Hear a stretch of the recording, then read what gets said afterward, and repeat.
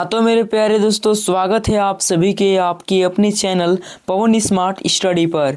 तो आज की इस वीडियो में लेकर आ गए हैं दोस्तों क्लास 8 मंथली टेस्ट आंसर की विशेष सामाजिक विज्ञान का, है ना। इसका एग्ज़ाम दोस्तों आप लोग का 7 जनवरी को होने वाला था, लेकिन दोस्तों उस दिन जो है शीतलहरी के कारण जो है आप लोग का स्कूल को छुट्टी कर दिया गया, है ना। ये एग्ज़ाम दोस्तों आप लोग का 9 जनवरी को होने वाला है, यानी आज ही होने वाला है। ठीक है, देखिए अगर आज हो जाता है दोस्तों, आज भी अगर स्कूल बंद हो जाता है तो इसका एग्ज़ाम जिस दिन भी होगा, है ना, इसी पेपर के अनुसार होगा दोस्तों। यही क्वेश्चन आप लोग का रहेगा। ठीक है, इस बात को ध्यान रखेंगे। ठीक है, चलिए देखते हैं कि आज आप लोग का एग्जाम होता है कि नहीं 9 जनवरी का दोस्तों। आप लोग कमेंट जरूर करेंगे। ठीक है, चलिए देख लेते हैं। और उससे पहले अभी तक आप वीडियो को लाइक नहीं किए हैं दोस्तों तो लाइक कर लीजिएगा।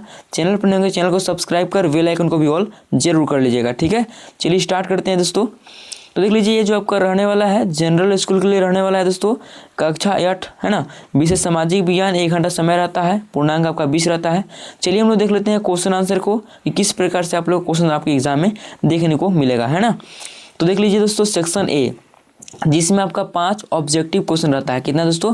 5 ऑब्जेक्टिव क्वेश्चन, है ना। देख लीजिए क्वेश्चन पहला क्या है आपका, पूछा डॉक्टर भीमराव अंबेडकर का जन्म किस राज्य में हुआ था, है ना। तो ऑप्शन देख लीजिए, ए में आपका झारखंड, बी में मध्य प्रदेश, सी में उत्तर प्रदेश, डी में बिहार। ठीक है, तो देखिए डॉक्टर भीमराव अंबेडकर का जन्म दोस्तों ये मध्य प्रदेश में हुआ था। कहाँ दोस्तों? मध्य प्रदेश में ना। ऑप्शन बी हो जाएगा इसका करेक्ट आंसर पहला का। ठीक है, सेकेंड नंबर क्वेश्चन देख लेते हैं हम लोग। क्या है सेकेंड नंबर दोस्तों कि निम्नलिखित में से समाज का प्रमुख समस्या क्या है। तो ऑप्शन देख लीजिए, ए में है बाल विवाह, बी में है नशाखोरी, सी में है बाल श्रम, डी में सभी, है ना। तो क्या हो जाएगा यहाँ पर? ऑप्शन डी हो जाएगा, सभी हो जाएगा। क्या हो जाएगा? सभी हो जाएगा, है ना। चलिए आगे देख लेते हैं क्वेश्चन 3 दोस्तों। और 3 में क्या आपका है, उद्योग कौन सी क्रिया है। तो उद्योग जो है दोस्तों आपका ए में है प्राथमिक क्रिया, बी में द्वितीय क्रिया, सी में तृतीयक और डी में सभी, है ना। तो यहाँ पर दोस्तों उद्योग जो है आपका क्या हो जाएगा, तो ये दोस्तों आपका हो जाएगा द्वितीय क्रिया। ऑप्शन बी हो जाएगा, है ना। चलिए आगे देख लेते हैं क्वेश्चन 4। और 4 में क्या है कि चीनी उद्योग का कच्चा माल है। तो ये दोस्तों आपका ए में गन्ना दिया है, बी में चुकंदर है, सी में पटसन है और डी में सभी है ना। तो क्वेश्चन 4 का जो आंसर हो जाएगा वो हो जाएगा ऑप्शन डी दोस्तों, सभी। चीनी उद्योग का दोस्तों गन्ना भी हो जाएगा, चुकंदर भी हो जाएगा, है ना। और यहाँ पर दोस्तों क्या हो जाएगा, पटसन भी हो जाएगा। 4 का दोस्तों क्या हो जाएगा यहाँ पर, है ना। इस क्वेश्चन में थोड़ा डाउट लग रहा है क्वेश्चन 4 का, इसका आंसर आप लोग कमेंट करके बताएंगे। ठीक है, 5 नंबर क्वेश्चन देख लीजिए क्या है, भारत का सिलिकॉन शहर किसे कहा जाता है ना। ऐसे दोस्तों जहाँ तक हमको लग रहा है कि चीनी उद्योग का कच्चा माल दोस्तों चुकंदर ही होना चाहिए। इसमें पटसन दे दिया है ना, इसलिए दोस्तों हम बोलेंगे चुकंदर। यहाँ सभी ऑप्शन था लेकिन होता सभी, मगर यहाँ पटसन दे दिया, इसकी वजह से जो है 4 नंबर में डाउट लग रहा है। ठीक है, तो चलिए 5 नंबर क्वेश्चन देख लेते हैं। भारत का सिलिकॉन शहर किसे कहा जाता है। ए में आपका नई दिल्ली दिया है, बी में बेंगलुरु है, सी में मुंबई है, डी में कोलकाता है ना।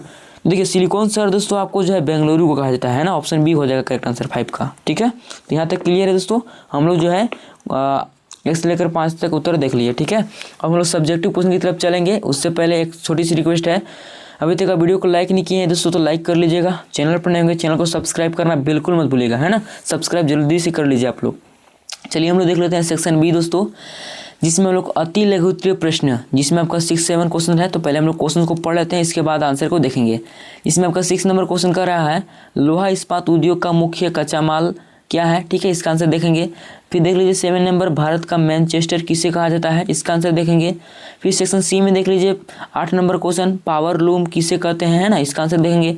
फिर आपका देख लीजिए सेक्शन डी दोस्तों, मानव तस्करी से बचने के लिए और बचने के क्या क्या उपाय हैं, इसका आंसर देख लेते हैं। फिर मिलान कर 10 नंबर में है क्वेश्चन, जो कि आपका देख लीजिए मिलान करना है दोस्तों, है ना। चलिए इसको भी मिलान कर देंगे हम लोग। ठीक है, चलिए सारे क्वेश्चन का आंसर हम लोग देख लेते हैं, यानी कि कितना से दोस्तों 6 से लेकर 10 तक, है ना। 6 से लेकर 10 तक यानी 5 आपका क्वेश्चन है, जिसमें आपका 2 अति लघु उत्तरीय है, एक आपका लघु उत्तरीय है, फिर 2 दोस्तों आपका क्या है दीर्घ उत्तरीय, है ना।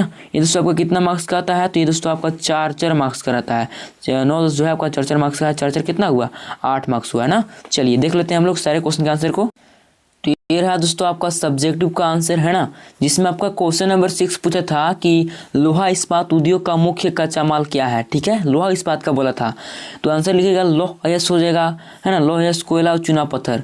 लोहा इस्पात उद्योग के मुख्य कच्चे माल लौह अयस्क, कोयला, विशेष रूप से कोकिंग कोल और चूना पत्थर है। ठीक है, इस प्रकार से आप लोग जो है लिख लेंगे। ठीक है, चलिए आगे देख लेते हैं क्वेश्चन नंबर 7 में क्या है कि भारत का मैनचेस्टर किसे कहा जाता है। ठीक है, तो आंसर हो जाएगा अहमदाबाद। लेकिन आप लोग डायरेक्ट लिखिएगा, इस तरह से लिखिएगा कि अहमदाबाद को भारत का मैनचेस्टर कहा जाता है क्योंकि यह देश में कपड़ा उद्योग का एक प्रमुख केंद्र था। ठीक है, इस प्रकार से जो है आप लोग को उत्तर लिखना है दोस्तों। डायरेक्ट आप लोग अहमदाबाद नहीं लिखिएगा, है ना। ये जो आप लोग उत्तर दिए हैं नीचे दोस्तों, यही आप लोग उत्तर लिखना है। ठीक है, चलिए आगे देख लेते हैं क्वेश्चन नंबर 8।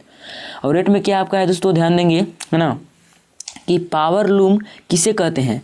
आंसर देख लीजिए, क्या लिखेंगे आप लोग, बिजली से चलने वाली करघा, है ना। पावर लूम एक प्रकार का करघा है जो हाथ से चलने वाले करघे के विपरीत बिजली या किसी अन्य स्वचालित शक्ति स्रोत से संचालित होता है ना। इसका उपयोग कपड़ा बुनाई की प्रक्रिया को स्वचालित और तेज करने के लिए किया जाता है। ठीक है, इस प्रकार से हम लोग क्वेश्चन नंबर 8 का आंसर देख लिए दोस्तों, है ना।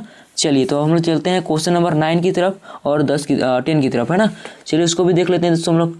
तो देख लीजिए दोस्तों क्वेश्चन नंबर 9, है ना। 9 में क्या पूछा है, ध्यान देंगे आप लोग, है ना। 9 में है दोस्तों कि मानव तस्करी से बचने के क्या क्या उपाय हैं। ठीक है, ये पूछा आपसे, तो किस प्रकार से उत्तर लिखेंगे, ध्यान देंगे दोस्तों आप लोग, है ना। इसका आंसर हो जाएगा कि निम्नलिखित उपाय हैं। पहले आप लोग ये लिखने मत लिखिएगा, ये लिखिएगा आप लोग कि मानव तस्करी से बचने के निम्नलिखित उपाय हैं। निम्नलिखित उपाय डायरेक्ट लिख दिया है, लेकिन मानव तस्करी से बचने के, ये आप लोग पहले लिख लीजिएगा, इसमें जोड़ दीजिएगा शुरू। ठीक है, फिर यहाँ पर लिखेंगे पहला दोस्तों आप लोग जागरूकता, दूसरा शिक्षा हो गया, तीसरा आपका सुरक्षित व्यवहार हो गया, चौथा रिपोर्टिंग हो गया, है ना। तो देख लीजिएगा करके, चलिए देखते हैं जागरूकता में दोस्तों, है ना। क्या है कि लोगों को मानव तस्करी के लिए तस्करी के खतरों को और संकेतों के बारे में जागरूक करना, है ना। फिर शिक्षा में देख लीजिए, शिक्षा प्राप्त करना और दूसरों को भी इसके महत्व के बारे में बताना, क्योंकि अशिक्षा अक्सर तस्करी का कारण बनती है ना। फिर आप लोगों का सुरक्षित व्यवहार की बात करें दोस्तों, नौकरी या अन्य अवसरों के लिए यात्रा करते समय सतर्क रहना और केवल विश्वसनीय स्रोतों पर भरोसा करना, है ना। फिर देख लीजिए दोस्तों रिपोर्टिंग, यदि किसी को तस्करी का संदेह हो तो तुरंत स्थानीय अधिकारियों या हेल्पलाइन नंबरों पर रिपोर्ट करना, है ना। तो हम लोग दोस्तों यहाँ तक देख लिए क्वेश्चन नंबर 9 तक। अब चलिए हम लोग क्वेश्चन नंबर 10 को भी देख लेते हैं। ठीक है, अगला जो क्वेश्चन है आपका था दोस्तों क्वेश्चन नंबर 10, जो कि मिलान करने वाला था। तो चलिए हम लोग इसका आंसर देख लेते हैं। सही मिलान इस प्रकार है, इस प्रकार से लिख लेंगे नहीं, आप लोग डायरेक्ट मिलान कीजिएगा, है ना। जैसे कि ए में था आपका स्वामी विवेकानंद, इसमें दोस्तों आपका आ जाएगा रामकृष्ण मिशन, पहला का दोस्तों आप लोग 2 में मिलान कीजिएगा। फिर बी में आपका था ज्योतिबा फुले, इसको आप लोग 1 में मिलान कीजिएगा। तीसरा में आपका था दयानंद सरस्वती, इसको आप लोग 4 में मिलान कीजिएगा। और डी में था आपका सर सैयद अहमद खां, इसको 3 में मिलान कीजिएगा। किस प्रकार से मिलान करना है चलिए आपको हम बता दे रहे हैं। ठीक है, तो देख लीजिए दोस्तों, ये आप लोगों का क्वेश्चन 10 था, मिलान करें, है ना। तो इसमें आपको इस तरह से मिलान करना है, जैसे कि पहला का दोस्तों दूसरा में मिलान था, यानी स्वामी विवेकानंद क्या हो जाएगा, रामकृष्ण मिशन, इस प्रकार से मिलान कर लीजिएगा। फिर बी में देख लीजिए दोस्तों ज्योतिबा फुले, है ना, तो ये हो जाएगा आपका क्या हो जाएगा, सत्यशोधक समाज, ये हो जाएगा दोस्तों। फिर दयानंद सरस्वती की बात करें तो आर्य समाज, फिर सैयद अहमद खां का दोस्तों अलीगढ़ आंदोलन। ठीक है, इस प्रकार से आप लोग को मिलान करना है। ठीक है, चलिए तो यहाँ तक क्लियर है दोस्तों।